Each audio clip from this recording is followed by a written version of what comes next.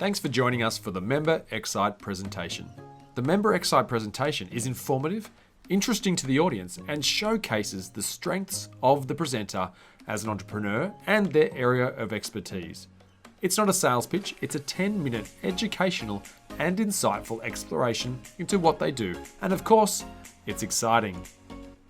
Ladies and gentlemen, please welcome our xCite presenter today, Maria Brett from The Growing Edge, to present to us on leadership in business. Ladies and gentlemen, please put your hands together for Maria Brett.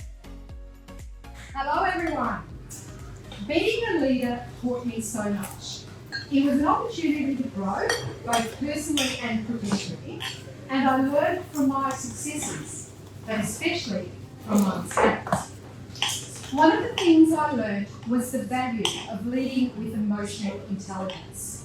So now I've brought everything I've learned as a leader, and also as a psychotherapist and mindfulness teacher, to develop programs to help people to grow from the inside out.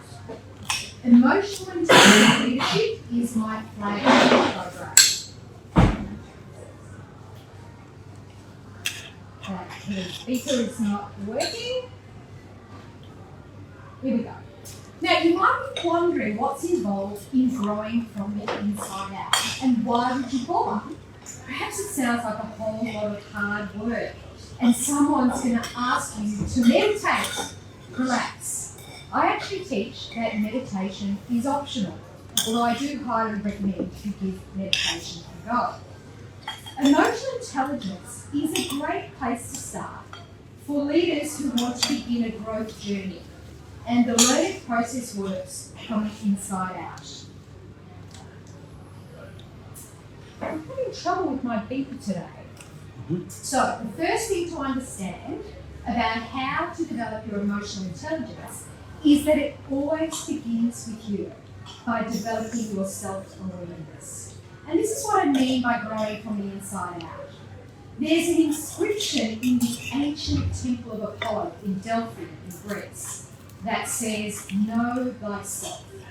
And this wise advice is as relevant today as it was 2,700 years ago. Okay. So now I want to share a definition of emotional intelligence with you. And this comes from Genos International. Emotional intelligence involves a set of skills that help us perceive, understand, express, reason with, and manage emotions, both within ourselves and other people. Now, I love this definition because of the focus on skills development. It's not saying that emotional intelligence is something innate that you're born in. It's saying that you can develop your emotional intelligence. We all can. Now, I confess that my emotional intelligence lets me down sometimes. A big one for me is failing to be aware of the impact I'm having on other people's feelings in the way I communicate. Every time I do this, I learn from my mistake. I still have to work on it, but after 30 years of working on this one, I think I've come a long way. My emotional intelligence has grown. So I take heart from this, and you can all take heart from this, because emotional intelligence is a skill that you can develop. It just takes practice. Going back to Genos's definition, emotions influence our behaviour, decisions, and performance at work in both helpful and unhelpful ways. So emotionally intelligent leadership is simply a set of leadership skills and behaviours that are either helpful or unhelpful, but if you focus on the helpful behaviours, this will actually help to improve your leadership effectiveness. It would not be an exaggeration to say that emotions impact on everything, both in our professional and personal lives, because our emotions are hardwired. It all starts in the brain. When an event is interpreted as a threat, the fight-or-flight response that you're probably familiar with is activated, and the body gets ready to go in and fight, or to run very fast to get away from the threat. on whether this event is perceived as a threat or not, positive or negative emotions are aroused, and our so-called rational brain is activated in different ways, and this influences our behaviour and decisions. So, if negative emotions are aroused, what we actually see is our thinking becomes narrower. We have a limited interpretation of events, and our decisions are compromised. We see reactionary behaviour as fight or flight kicks in. We become more disengaged and we retreat from opportunities. Basically, our performance is reduced. On the other hand, if positive emotions get aroused, our thinking becomes expansive. We open to new ideas. We have effective decision making and engaging behaviour. We become interested and we offer input. Overall, we're more engaged. We move towards opportunities and our performance improves. Now, it's useful to actually assess how you're doing with your emotional intelligence, and this involves getting feedback from other people on how you're doing. I offer GNOS Emotional Intelligence Assessment for this purpose. It's a great way to get feedback. Now, this is a little interesting fun fact. When I ask leaders that I train whether they think they're self-aware, I usually get 100% of people saying yes. Who wants to admit to themselves or other people that they're not self-aware? Hardly anyone.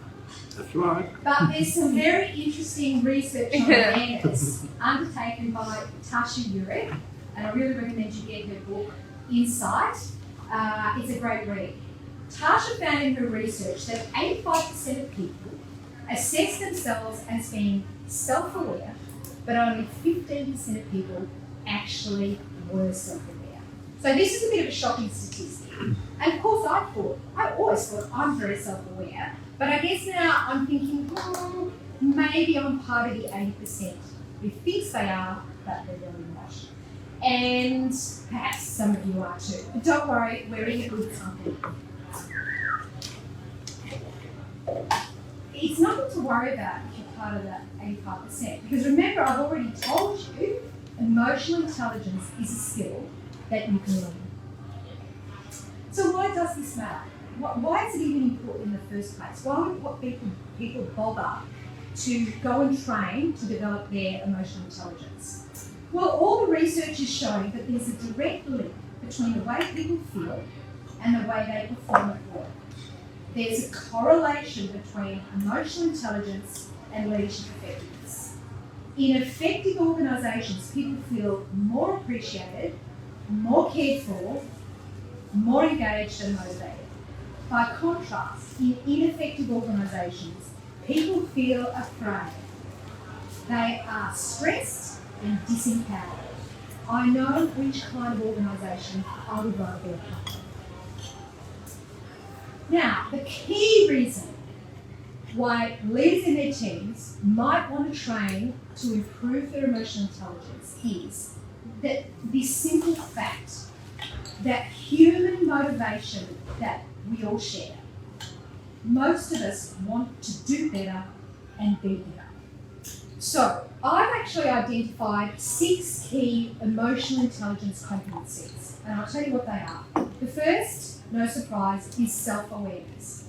Then we move to self-management, emotional reasoning, awareness of others, and relating to others.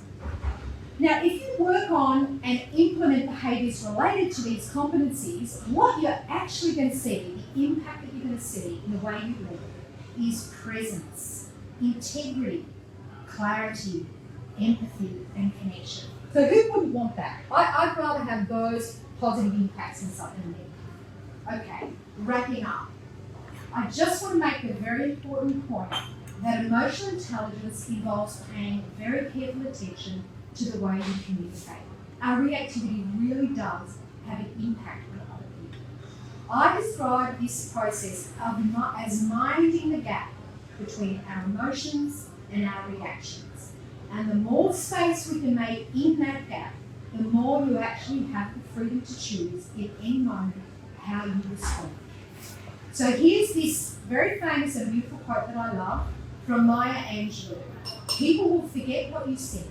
People forget what you did, but people will never forget how you made them feel. Now, today I'm looking for referral partners. Perhaps there'll be other coaches, consultants, or HR experts who are connected with leaders who want to develop their emotional intelligence. I'm Maria Brett from Maria Brett Growing Edge. Thank you very much.